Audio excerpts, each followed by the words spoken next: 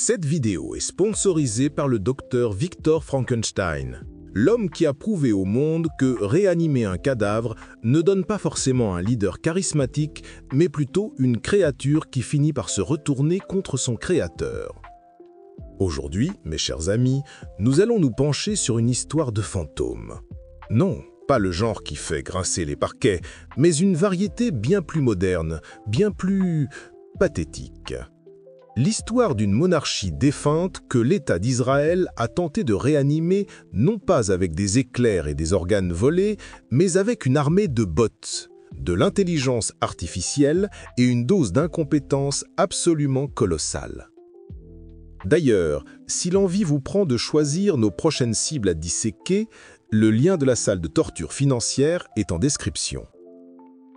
Le journal Haaretz a récemment mis sur la table d'autopsie une opération clandestine d'une ambition aussi vaste que son échec fut spectaculaire.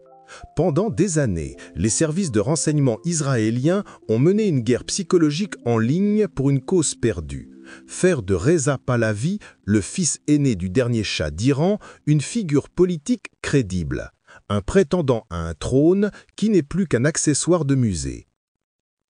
Pour cette nécromancie 2.0, Tel Aviv a déployé les grands moyens. Imaginez un bataillon fantôme de persanophones, recrutés spécifiquement pour gérer des centaines de faux profils, avec des visages générés par IA, des biographies inventées de toutes pièces et un seul et unique but: inonder les réseaux sociaux d'appels à la restauration de la monarchie et de photos du prince héritier en exil. Une véritable guerre éclair numérique coordonnée par ce que nous pourrions appeler le spectre, le service de promotion et d'exaltation cybernétique pour le trône en exil. Et comment ce réseau d'ombre a-t-il été démasqué? Par la vanité d'une politicienne, Gila Damliel, ministre du gouvernement Netanyahou et apparemment la nounou officielle de Pahlavi, a posté une vidéo générée par IA intitulée « L'an prochain à Téhéran libre ».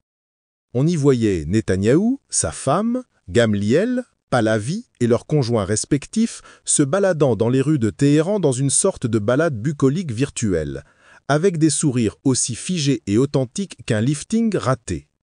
La vidéo a connu une exposition massive, totalement inorganique, qui a servi de fil d'Ariane aux chercheurs pour remonter jusqu'à la pelote de bots.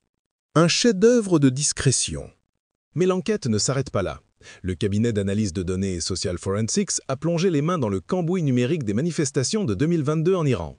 Leur conclusion est sans appel. Téhéran était la cible d'une cyberguerre généralisée. Et au cœur de la tempête, la communauté la plus influente était celle des monarchistes. Des milliers de comptes affublés d'un emoji couronne symbolisant leur allégeance à un roi de pixels. Le rapport estime que plus de 95% de ces comptes étaient des marionnettes automatisées. Une armée de fantômes applaudissant un spectre. Et qui tirait les ficelles? Les indices sont aussi subtils qu'un éléphant dans un couloir. Le compte Twitter officiel @IsraëlPersian, destiné au public iranien, suivait une proportion ahurissante de ces faux comptes monarchistes. Mieux encore, l'un des rares vrais comptes suivis par les officiels israéliens était celui d'Emily Schrader, PDG d'une agence de marketing digital. Une agence qui, à l'époque, se vantait ouvertement sur son site de travailler avec des organisations gouvernementales de haut niveau en Israël, y compris l'armée israélienne. Une agence de marketing dont le slogan non officiel semble être « De la pub pour déodorant à la propagande de génocide, il n'y a qu'un pas et un gros chèque ». Bien sûr, Israël n'est pas le seul fossoyeur dans ce cimetière numérique. Le Pentagone menait sa propre guerre clandestine en ligne contre l'Iran depuis des années, sous l'égide de ce que l'on pourrait nommer la mission Mascarade, la mission d'acculturation et de subversion par contenu authentique et récits artificiellement disséminés en exil.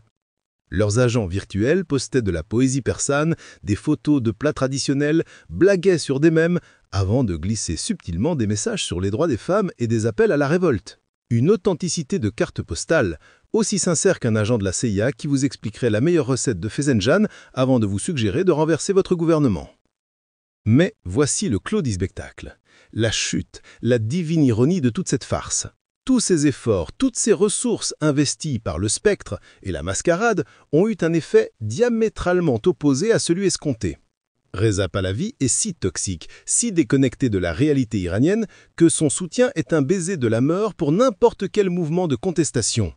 Comme l'a conclu avec une lucidité amère un rapport de l'Institut d'études de sécurité nationale de Tel Aviv, l'alignement avec ces groupes d'opposition en exil, perçus comme des traîtres à la solde de l'étranger, n'a fait que renforcer le soutien au gouvernement de Téhéran. Ils ont réussi l'exploit de rallier le public autour du drapeau de leur ennemi juré. Des millions de dollars, des milliers d'heures de travail, une technologie de pointe, pour au final solidifier le pouvoir de ceux qu'ils cherchaient à abattre.